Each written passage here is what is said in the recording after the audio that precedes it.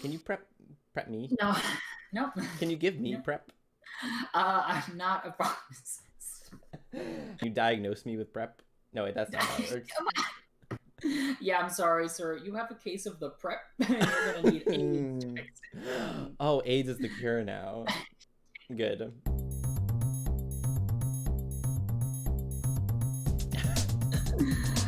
All right. Okay, wait. Wait. I have started recording.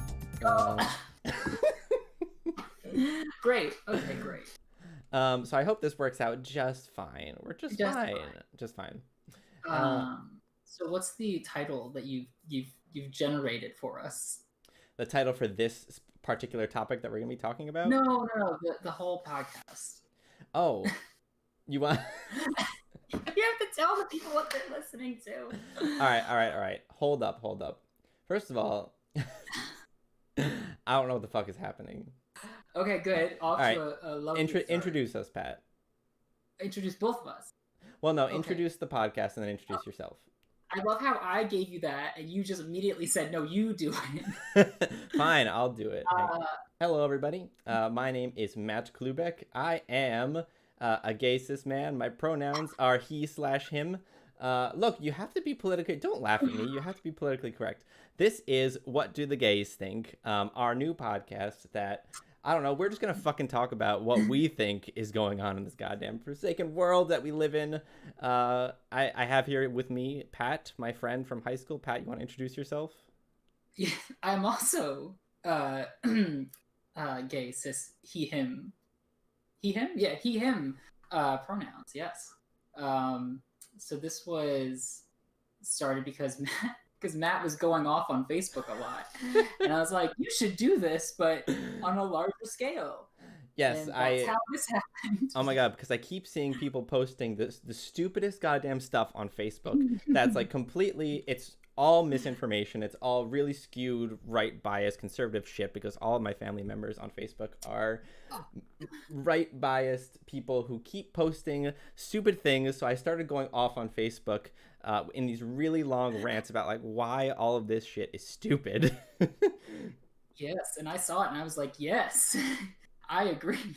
So we were like, all right, let's talk about this in a broader sense and try to teach people things in a more educational format. So Pat, do you want to talk about like, you know, what we think this podcast is going to be about?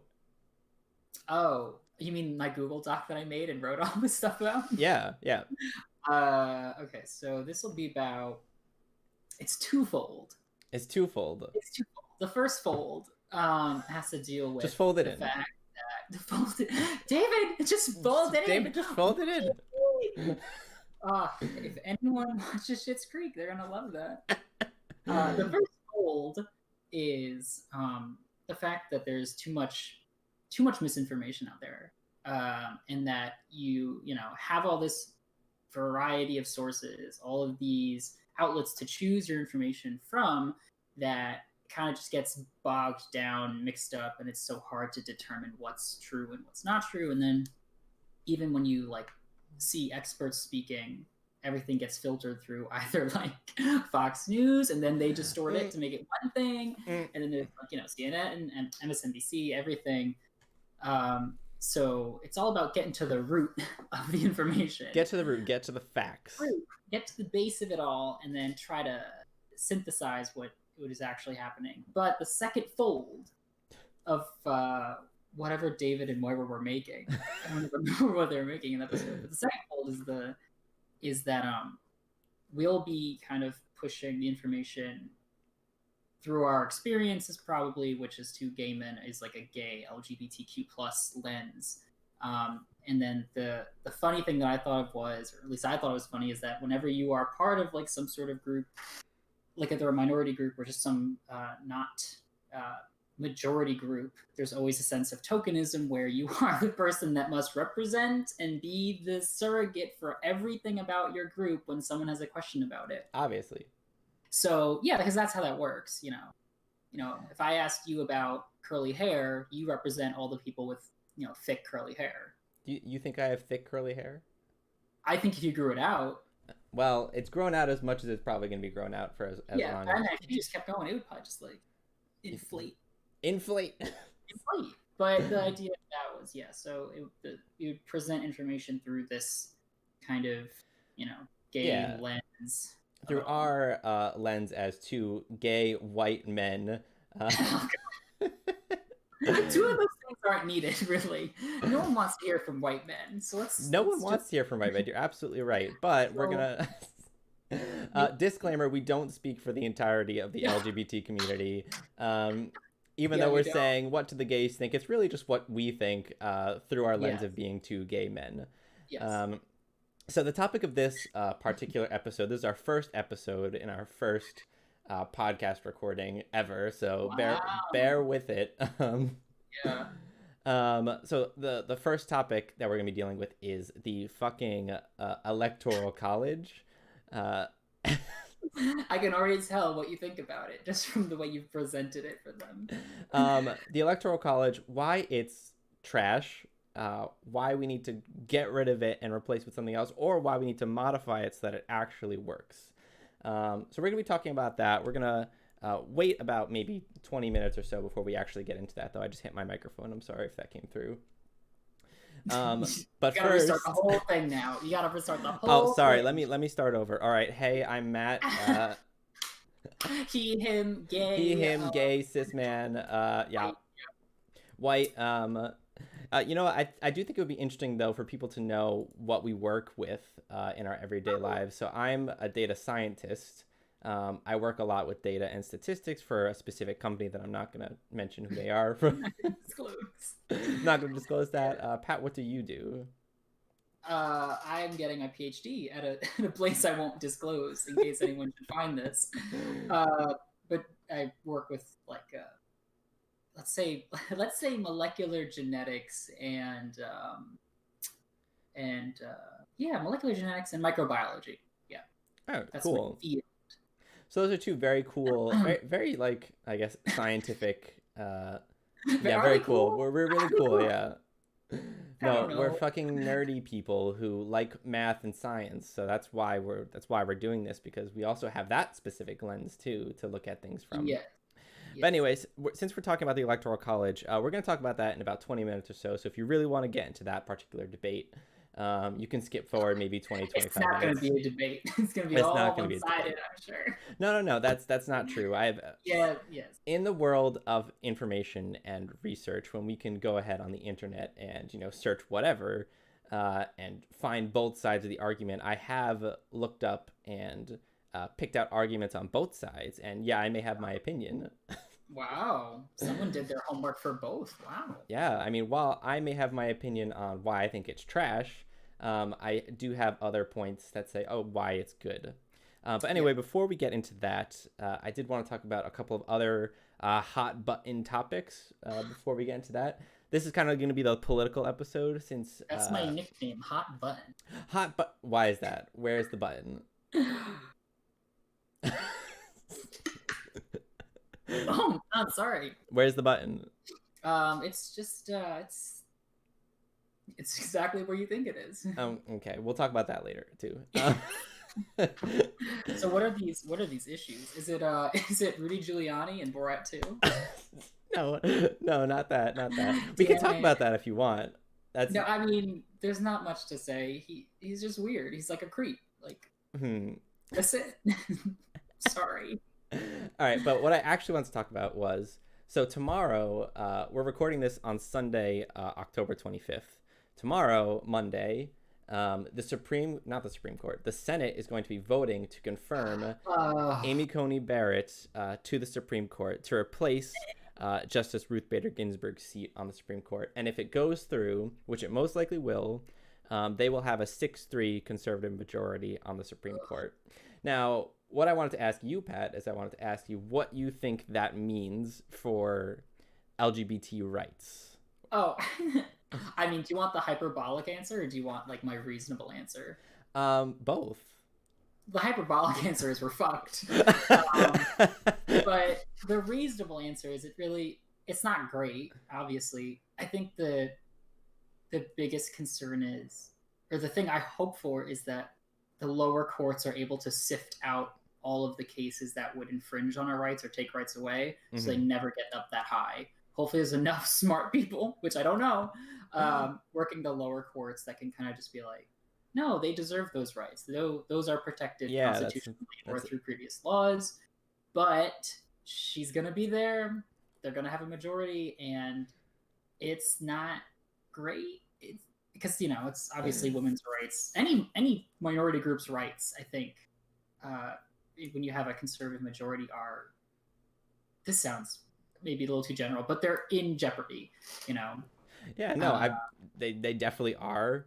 yeah. I do agree. I think that hopefully the lower courts can filter anything out like that. But I mean, it's literally part of the GOP platform. If you literally look it up, Yeah. this was one of my rants on Facebook, by the way. But Yeah. anyway, if you literally look up the GOP official platform for 2020, it literally explicitly says like that they will nominate Supreme Court justices to the Supreme Court that will overturn the Oberfell v. Hodges, which is the Supreme Court case where the Supreme Court decided that gay marriage should be legal across Yes. the United States. They literally say in their platform that they will nominate justices to overturn that. So it is very explicit in the GOP's platform, which is why I think it's it's rational to be nervous, especially for gay marriage and equal rights and human rights in general, Yeah. especially on that particular topic. I'm very nervous. I'm sweating. Well, have you seen any of the stuff about Amy Coney Barrett and like her confirmation hearings? I saw a few clips. I saw Kamala Harris's kind of. I think she was like doing a video call with her, like skyping in at the hearing or something. All I got from it was. All I got from it was, this ain't good. Like, I think at one point, uh, Miss Barrett is sitting there, and she's asked a question. She's like, "I won't deal with hypotheticals about cases that could come up." And I'm like, but that's the whole point. Like, we have to ask you about how you're gonna, rule later on. We have to ask you these hypothetical questions. And I'm pretty sure she said something along the lines of like, "I don't deal with hypotheticals," and I'm like, okay, like you don't want to have like a conversation where you actually talk about your views. You just want to, be No, vanilla and vanilla. Be as yes. vanilla and vague as possible about how she's going to rule because Yeah, seriously, like I don't have time. Like I yeah, knew that to go the way it went. I mean we all knew. I mean we all know Amy Coney Barrett. That's her name, right? Amy Coney Sure, Coney Conan, like Conan O'Brien. I sure hope like so. Coney 2020. Is that Amy Coney, not Conan. Coney. Coney 2012? Do you remember that? What was that about? Was that like children militias or I something? forget what that even was. It didn't trend very long. I know that. No, Coney 2012.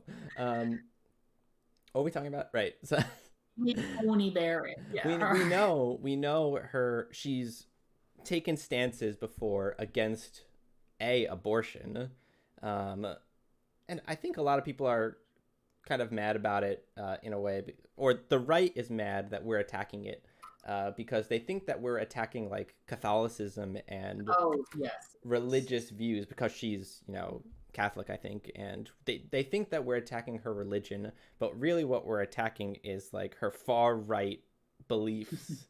Yeah. That could very much infringe upon people's rights, and I think that's what I just hate when people use religion as an excuse to hate on or to try to take away people's rights and also to hate specific groups of people. I mean, it's it's like right there, separation of church and state, like the idea that you're not Oh supposed yeah. to. But yeah, that's just how it always is. Like every president has been a part of a major religion. I think that goes without saying that most politicians are part of major religions, and every time there's a speech, it's like I want to like thank God that we're all here, et cetera, which is fine if you want to like lay it on in a speech and if you want to like say it in passing. But once you start making decisions that affect other people's lives that might not assign themselves to those religions that you follow, like then you can't, like you don't as a representative of like either she's on the Supreme Court, so she represents the law of the country. She can't represent just the law that would that like religious people follow. Like it has to be Yeah, everyone. she can't just represent the law of the Catholic religion or the Christian religion. Yeah. She has to represent, everybody. And there's people in our country who are not Catholic. I particularly identify as atheist. Yeah, same. But there's other people who are, Jewish. There's Muslim people. Oh my God. People are Jewish? Really? People are Jewish. Yeah, can you there believe are that? other religions? Oh my God. I can't. People are gay? What? In my neighborhood. People are gay in my neighborhood? No. Yeah, I mean, it's just... I'm nervous about what's going to happen tomorrow. I don't know when this podcast is going to go up, but it will probably be after the confirmation. We'll have votes. Great hindsight about it later. Be like, wow, remember when we first started recording and we didn't know, and now we know. The world's gone to shit. World's gone to shit. Here we go. All right, let's shift gears. I did want to ask you about another particular topic great. that is more related to the Electoral College in a way, and that's mail-in ballots. Yes. Because we all know that a lot of people are not trusting of mail-in ballots right now. What do you have to say about those people? Well, or what do you have to say to those people? I think, okay, it depends where they come from. Since I actually think that most people, like, the mail for me has never lost, I've never had a problem with the mail, really. Like, I've never sent something out and it got destroyed, lost, damaged. And those aren't even important things. Those are just, like, regular stuff. So, like, the mailing of such important documents is probably being taken care of in a much more stringent way, I hope. So when people, or just in general, are like, yeah, I don't want to send it out because who knows if it'll make it, or then there's the people who say I don't want to do it because I think it's like fraudulent. Like someone's gonna like either steal it or someone's gonna stuff more Dem votes or Republican votes in a box. Right. I do think though people who are worried about it because of the stupid amount of hoops you have to jump through to actually submit it is valid, because there are some states where you have to get like 2 envelopes. You have to put the ballot in one envelope and then the envelope in another one and then send. And it has to have matching signatures to the one that you've like registered with. So it becomes excruciatingly complicated to do it. So in that sense, I think it's valid, because then you are going to get a lot of people whose vote isn't counted because of some minor issue. Yeah, could we also talk about why signatures is such an outdated concept in the first place? Because you think I'm just like, we live in an era now where a lot of stuff is, very electronic. I think the reason people had signatures in the past was in a way to like verify their identity. It was kind of like your stamp, like obviously this is me. But there are other ways now that you can prove that you're you other than your signature. And plus, people's signatures change over time. Like, I don't sign things very frequently, I don't think. So my signature probably changes every time I do anything. If I'm in a hurry, it's just like scribbles and a wink mark. I don't know. Yeah, we're gay. We move fast. Like, I'm trying to walk down the street and everyone's like 10 miles per hour slower than I am, and I have to just maneuver around them. It's like, get out of the way. I'm trying to move. Anyway, what was I saying? Yeah. The signatures are outdated. Signatures are outdated. I was just talking to somebody, I forget who, but they were telling me that I think in a different country they don't use signatures, but they use like stamps. Oh yeah. I've seen that. I think it was Japan, though I can't. Don't quote me on that. No, I mean, if anime has taught me anything, that's true.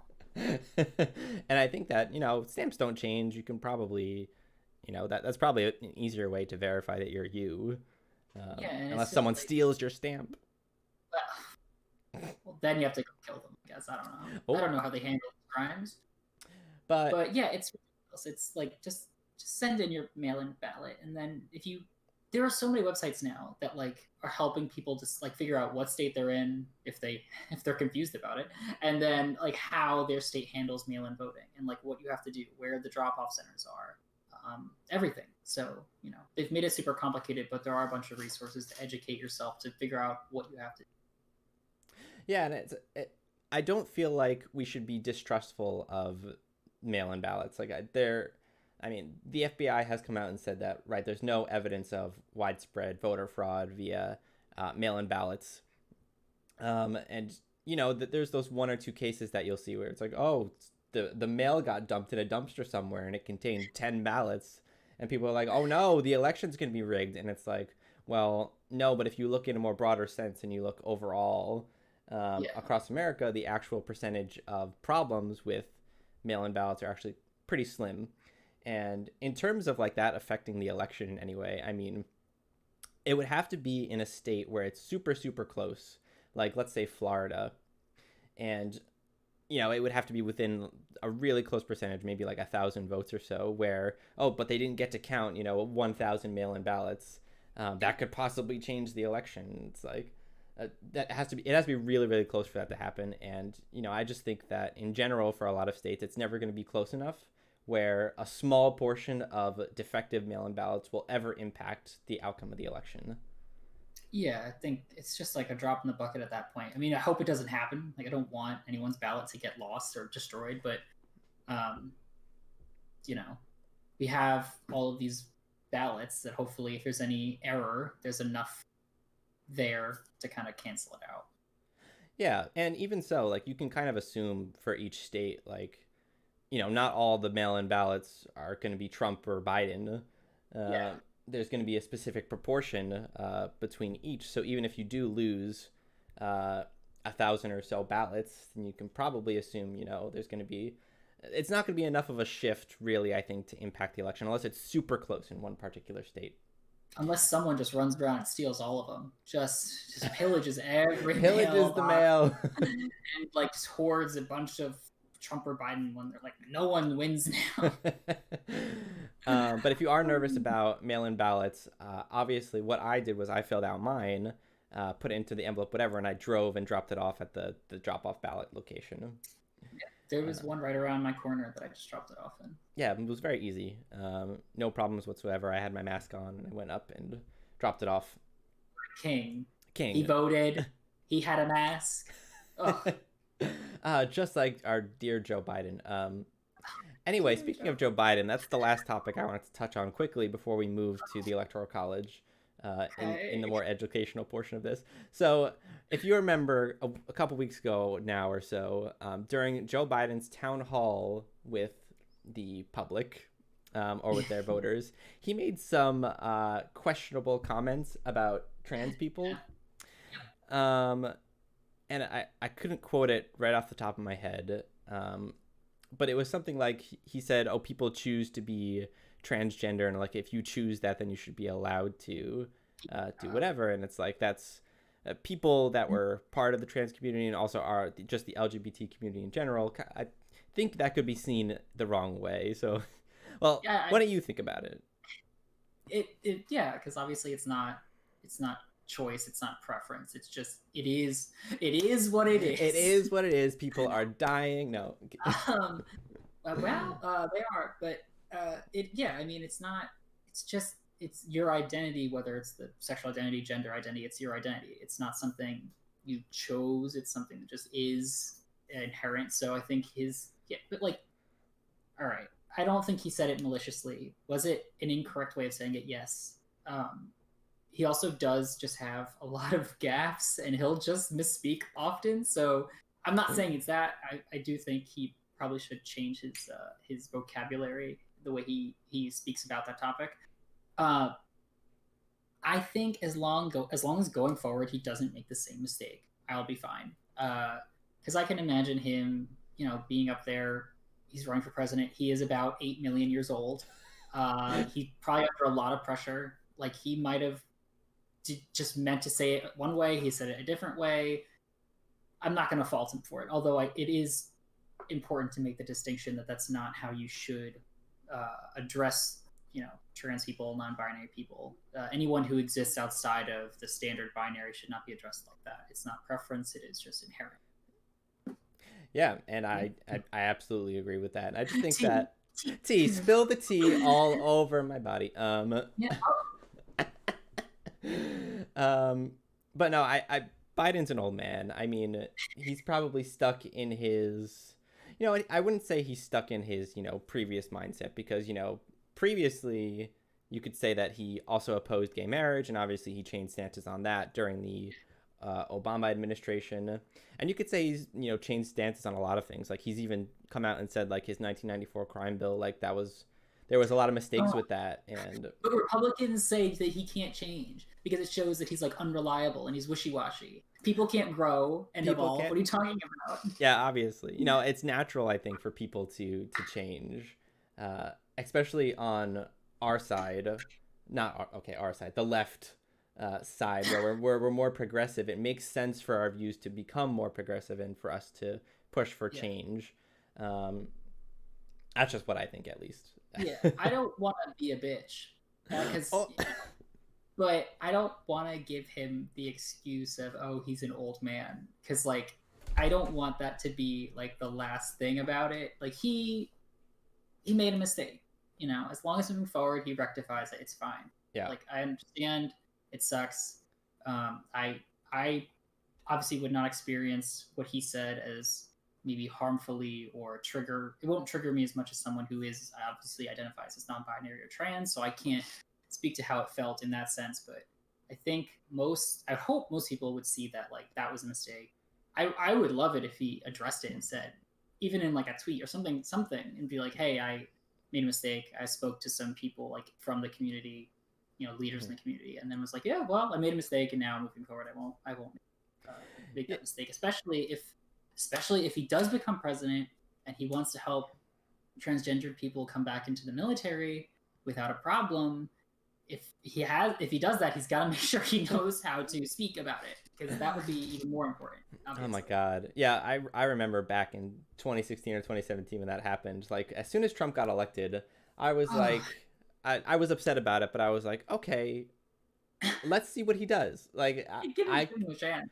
I'd give him a chance, like see what he does. I wasn't super opposed to his presidency, and then like one of the first things he does is like, okay, trans people are not allowed to be in the military anymore, and I was like, I can't do this. I this is not right. I can't do this anymore. It took like 2 seconds into his presidency for me to be like, why did I think otherwise? Oh, I was so wrong.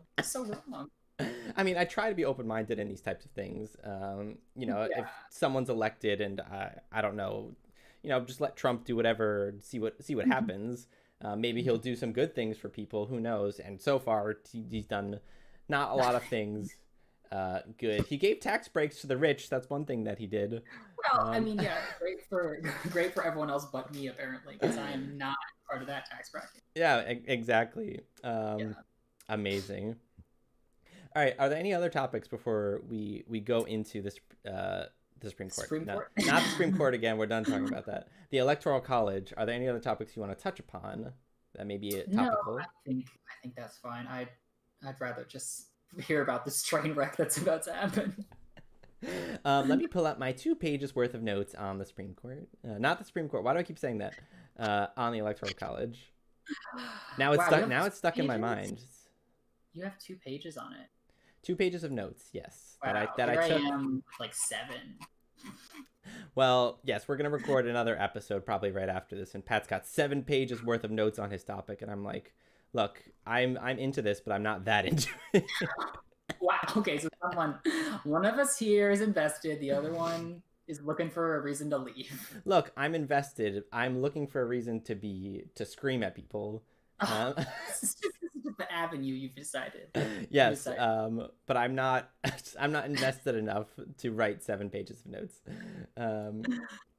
Look, I already wrote 2 pages of notes. That's a lot. All right, that was a lot. Yeah. The Electoral College. Let me scream about it. All right. What are your views about it before I go into it? What do you think about the Electoral College? I mean, because I don't know too much about it, but this is what I think about it. Short and sweet. It was made back in the day, and then you can correct me if I'm wrong. Made back in the day to help give states like equal representation in deciding who becomes the president. And then, because some states were obviously way more populated, some not so populated, or some just so far away from like the mecca of the news that they wouldn't really hear about stuff routinely. So I don't know. They out there in the boonies. I don't know what they are. They were in the boonies. But now I don't like it, obviously, because I think I don't know. I feel like I get so triggered. Too many family members talk about this, and then I just like, ugh, I get really mad at them. But I just think obviously it should be by popular vote. Because then the argument is made, well, people who live in very dense cities where a lot of people are, they share a lot of similar ideas, and then obviously they will have a very big weight on the vote. So, for example, New York, Democratic, a lot of people there. There's going to be a lot of votes there kind of concentrated as opposed to a state that's more Republican but less dense, and they'll have less power to decide who the president is. But the government, in all branches of the government, should equally represent what the country looks like. So if the country's leaning more in one direction than the other, that's what it should look like. It shouldn't. But then you have all of these evil machinations. Evil. Well, all right. Subversive. Sorry, I just oops. Think about something else. All these subversive machinations that make it very difficult to get accurate representation. So that's what I think. But enlighten me, please, because I don't know too much about the topic. Yeah, well, you're kind of right. So let me talk about the history of the Electoral College. This is what I researched. There we go. That's the whole point of this podcast, though, is that like anybody can do research on anything. Being that we live in this information era where you can literally just Google a topic and then find all the points about it, and then it's so easy to be able to look up information. A lot of people just don't do that, and instead they just trust what they hear on Fox News or CNN or whatever instead of actually doing the research themselves. Yes. So are you ready to learn about the Electoral College? I have never been more ready. This is like AP US history all over again. All right, so let me explain the history and why this train wreck of a system was created. Okay. Okay, so our founding fathers were debating how they wanted to elect the president of the United States. Now, some of them were like, the people shouldn't vote at all because the people are too stupid. I mean, that's basically what they said. No, they thought that people back in the day would not have access to the proper information that they needed to make an informed decision about who should be leading the country. So at the time, our founding fathers thought that Congress should be the ones to decide who the president was.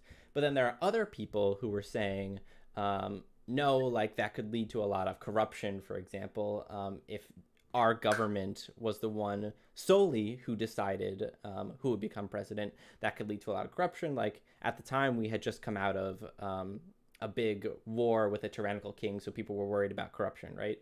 So they were saying, no, like we should allow our people to be the ones to choose it and to go into this more democratic system.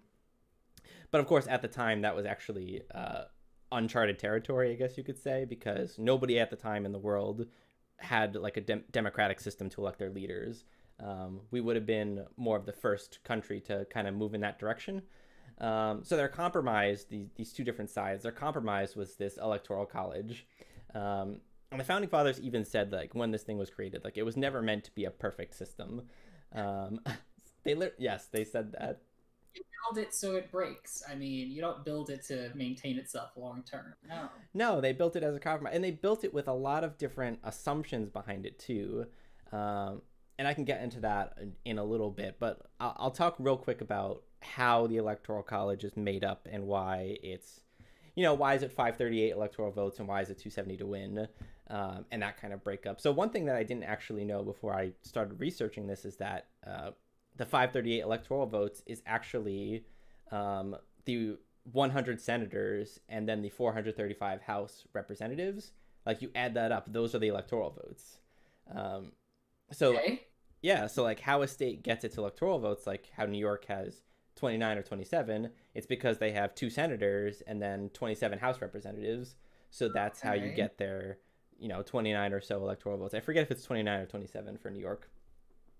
But the same thing for New Jersey, right? We get, 12 representatives, 2 senators, so our total electoral votes is 14. It's the number of representatives that we have in Congress. And then DC gets 3, even though they have no representation in Congress, which is an entirely separate topic. Oh, yeah, let's let's not get into the tangents yet. Not yet.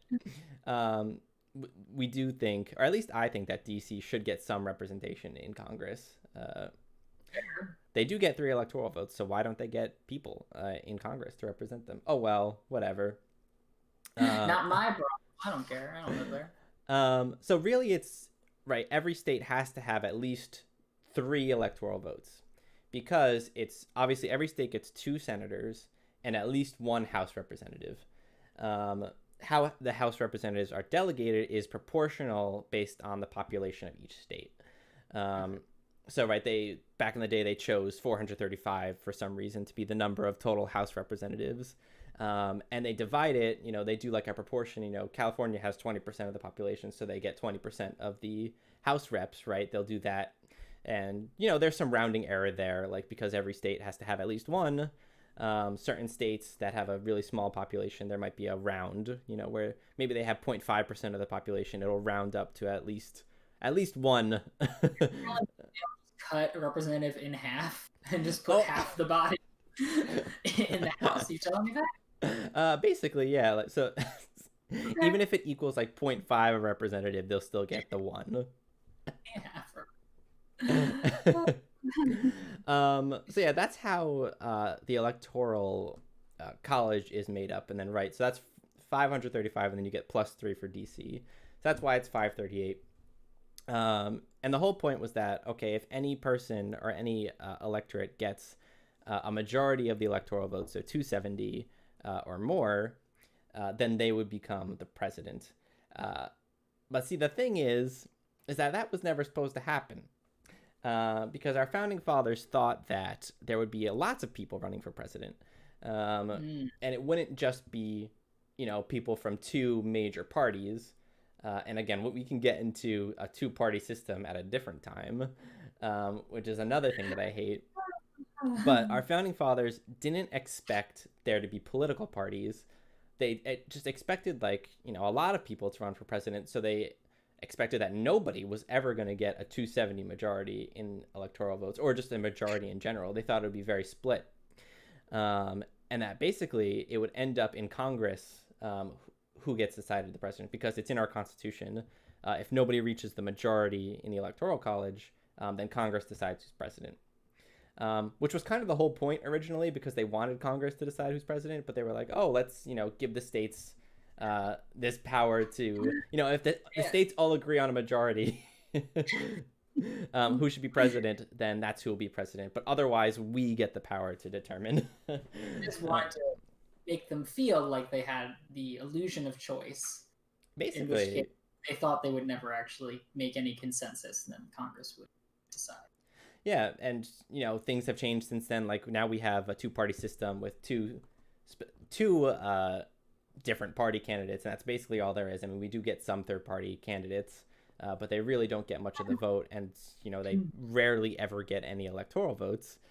Yeah. Which another thing that's interesting about the Electoral College is when we vote, we are not voting for president. We are voting for our state's electors. Yes. So we live in New Jersey, right? We get 14 electoral votes. When we vote, we're probably going to go to Biden, obviously, because we're a blue state. When we vote, we're voting for the electors that choose the president. So we're voting basically for the 14 Democratic electors that will obviously choose Joe Biden for president. But, of course, they're not bound to that. No. And they can choose whoever the fuck they want. And in the cases in which that happens, that is called a faithless elector. Now, I just saw this phrase. Yes, I just saw this the other day. Oh, where did you see it? I think. Oh, right. You were talking about. Oh, this is attached to this topic. You were talking about how, like, if a state gets the majority, like, Democratic vote, all the Democratic electors get selected. Yeah. And I was saying, or we were talking about how, like, they should divide it up proportionally, or they could divide it proportionally. Like, if 60% were Democrat, 40% were Republican, 60% of the electors should be Democratic electors. And 40, yeah. So then I saw in an article about that, the term faithless elector, whatever it was. Yeah. So yeah, work. Okay. Yeah, work it. But see, the whole point of giving the electors their kind of individual power to decide who they're going to vote for is because back in the day when the founding fathers created this, they thought again that people were not going to be smart enough or informed enough about the president's policies, that these electors would be like these more informed people that have like higher political knowledge or whatever, and that they would basically make their own independent decision on who they think would be best for president. Obviously, now that we have a two-party system, and the electors are either Democratic electors or Republican electors, obviously they're going to vote for that specific party. That's just how it be. Am I right? Yeah. So basically, this is not working the way it was supposed to originally at all.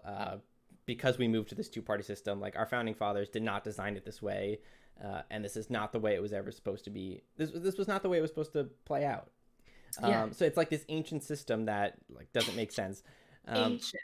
Yes, and yes, there have been certain modifications to it along the way, but still, it's this ancient system that was built around this concept that the American electorate would be too stupid to actually be informed about things. But now that we have two specific party platforms that we know, and we know what they represent generally in terms of progressive versus conservative ideals, and we have access to so much information now. We have the TV, we have radio, we have the internet.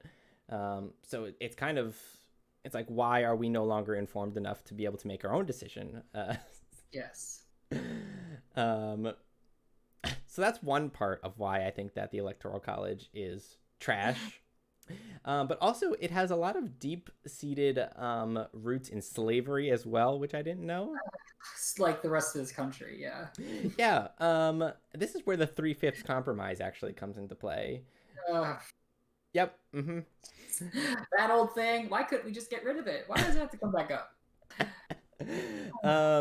So at the time when we were dividing up our electors or dividing up the electoral votes, there was a battle between the southern states and the northern states. Like, oh, should we include slaves in our counts for what gets divided in terms of representatives? Because if they didn't count the black slaves, then all of the northern states would get all the electoral votes because the southern states were a lot less populated. Right. But if they did include all the black slaves, even though they didn't get the right to vote, if they did include them, then the southern states would be too powerful. So this is where they had, oh, let's count the black slaves as 3/5 of a person. That way the southern states would get more electoral votes. So that's another reason why, like, the electoral system was created in the first place. It was to help give the southern states a little bit more power, them and their lovely slavery. It always just always goes back to that. Country just can't make reparations and move on. It always has to come back to always comes back to slavery. This also made, at the time, Virginia the most influential state in the Electoral College because they had the most slaves, giving them about 25% of the electoral votes. So in one state. In one state, yeah. So basically, Virginia decided the election. Jesus Christ. Back in the day. That was before, obviously, slaves were freed and they could go north and the population density in each state changed. Yada, yada, yada. So that's another cool thing that I learned. Isn't that great?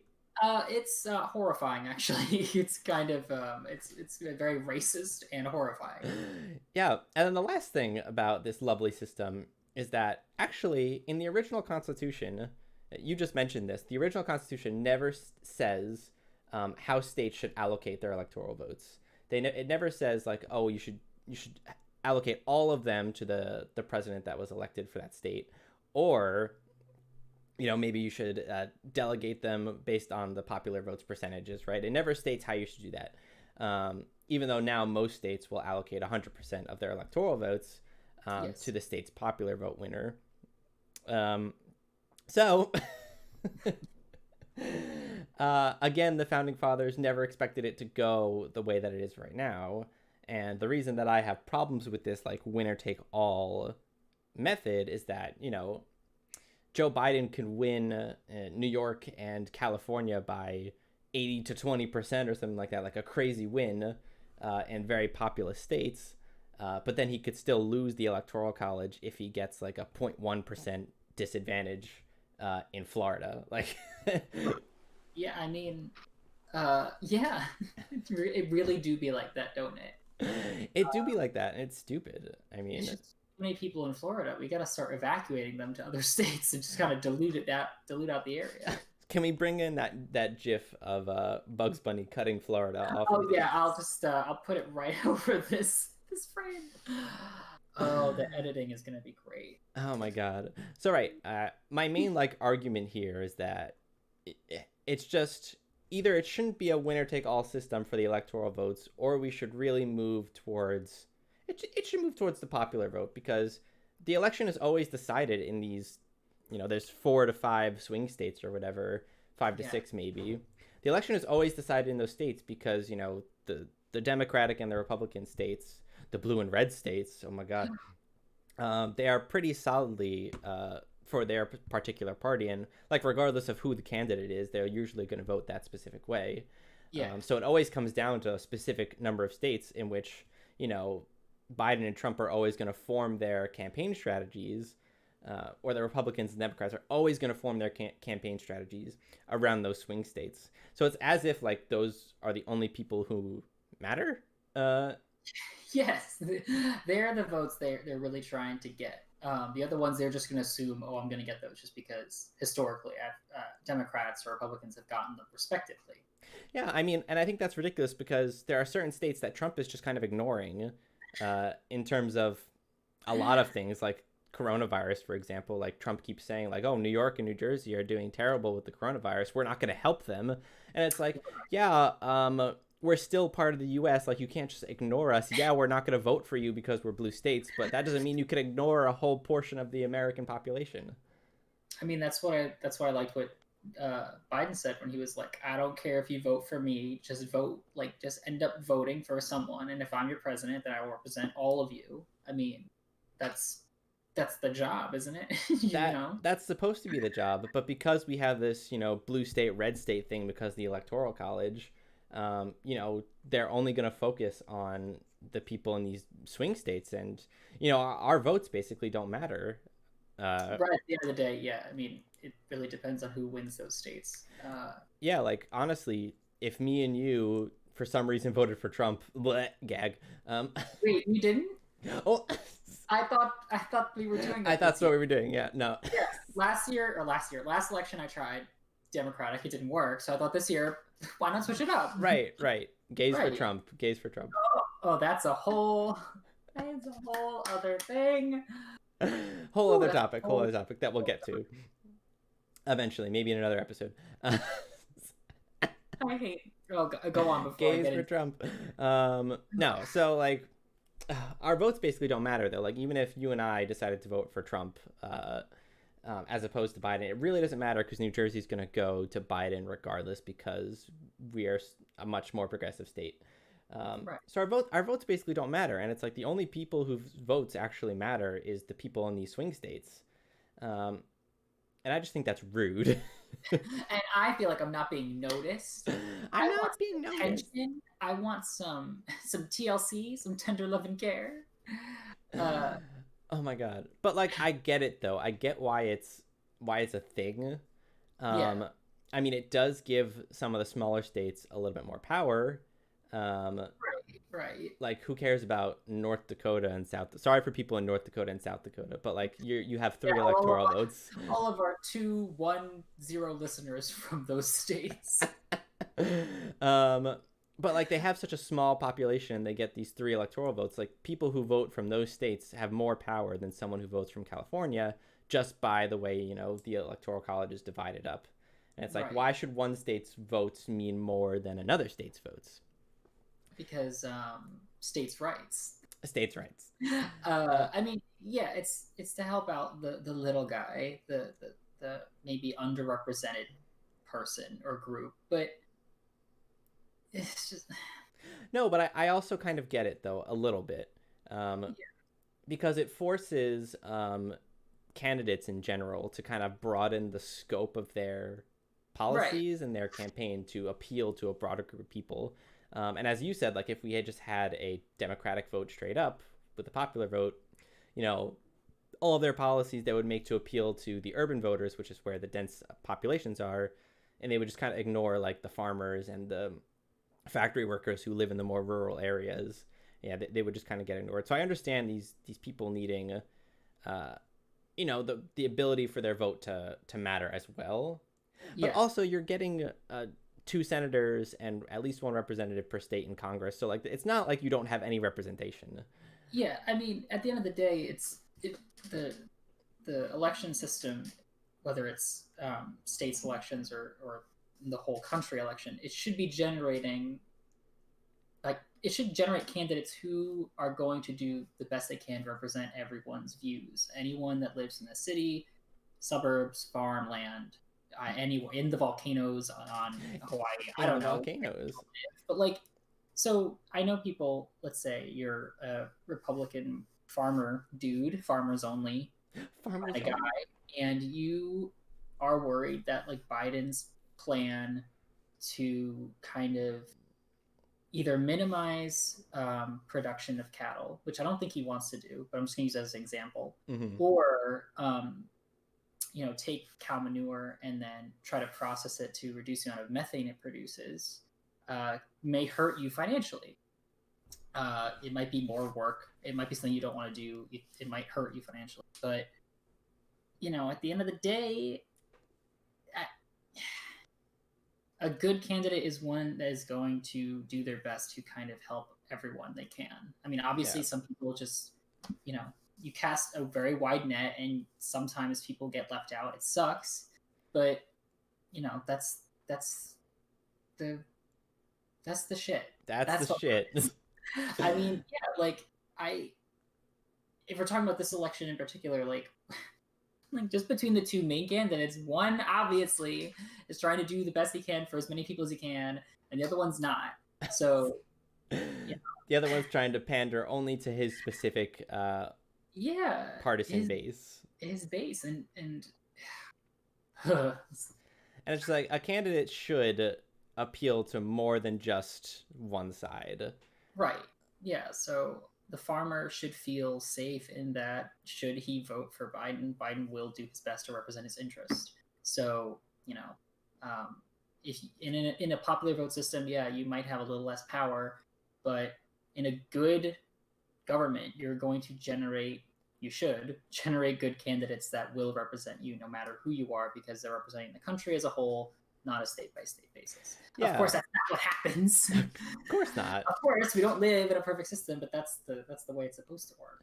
Yeah, and it's just like if a majority of candidates, or not, if a majority of Americans want one candidate, um, then like why do we have a system that makes it possible for the person who is not wanted by a majority of Americans Yeah. to actually win? It's, Like it's antithetical to the whole democracy kind of thing that we've got going on for ourselves. yeah, yeah, and it's like hello. But here's what I think. Here's my final opinion on this topic, Great. so we can wrap up. Great. You mentioned this before, so you kind of spoiled it. I do think that this would make a lot more sense to keep the Electoral College, sure, but to allocate the electoral votes as a proportion based on like how that state goes. So if like New Jersey goes 60% Biden, 40% Trump, then we'd allocate 60% of our votes to Yeah. Biden and 40% to Trump. I think that would make the election a lot more competitive, but it would also be more representative of how the states are breaking down. So you don't have to focus on, right? Biden doesn't have to worry about New York and New Jersey because they're always gonna be good with him, right? Because they're the blue states. But if we do this kind of proportional takeaway, then Biden does have to worry about those states because he wants more voters in those states to vote for him so he can get a larger portion of their electoral votes. So it makes it like you have to appeal to everybody across all states, not just, specific swing states. At least that's my opinion on it. Which they should be trying to do anyway, because that's how you get the most votes regardless. You just have to be as likable as possible. Oh. And sometimes these candidates are just not that likable. And I mean, I we. wonder who. I mean, we could talk about this all day, and it's like we're not going to make this forever. We're actually over time, the 45 minutes that I wanted to go. Great. The first one we did, and we already screwed it up. Perfect. We already messed it up. Yeah, this is episode 1. We've already fucked up because I've went on for too long about why I hate the Electoral College. I was riveted. I think anyone listening will be riveted. I mean, thank you. I love learning about things that I don't like. All right, let's wrap up this first episode. Pat, what are your final thoughts? I gave my final thoughts. I think, no, I agree. I think, you want to give states as much equal representation, as much of an equal way of kind of giving their voice to an election as possible. But at the end of the day, you're from a smaller state, you got a smaller number of votes, and it should go proportionally to, in my opinion, whatever candidate. I mean, if people want to go the route of just strict popular vote, fine. I mean, I'll go for it. Why not? But I think that's a good middle ground that we're talking about. And we love middle grounds. We love reaching across the aisle. Do we? Well, no, I mean, some things, but not, some things should just be one way or the other. Gay rights, trans rights. We love being a verse nation first, Yeah, I mean, Ariana Grande's new song. I mean, I haven't listened to it. I sent it to you and you didn't. You did not send it to me, you freaking liar. I sent it to the group chat right after the debate because she released it right after the debate. Oh, right, you did, right? I didn't look at it. And you responded too. Did I? You said what? Oh yeah, because I said what in like an excited way, but then I didn't actually look at it. Basically, the song's about her being able to, because it's called Positions. Fill any position, because all right, watch the music video with it, it'll make a lot more sense. But she's like she's like a powerful woman. She can be like the housewife, she can be the dom in the bedroom kind of thing. So she gave us a verse anthem for everyone to enjoy. Yes. Oh my god, is that Ace barking in the background? Yeah, it was so good. And now it's just like, it's okay. It's the end of the episode now. We wrapped up with some Ariana Grande. That you got to pander to the gay community, which is who we're pandering to in the first place. Sprinkle that in every episode. Just sprinkle a little Ariana Grande in there, just top it off a little bit. Great. All right, let's wrap up. Thanks everybody for watching. I'm Matt Klubeck. I'm gay. I'm no. No, I was gonna think of some No, the moment's gone. I can't think of anything. Maybe next time. Just say your name, God. What? I was trying to think of a good pun or something. No, I'm not. I can't. I'm Pat. That's it. All right. You're Batman. Closing out. Goodbye. Goodbye.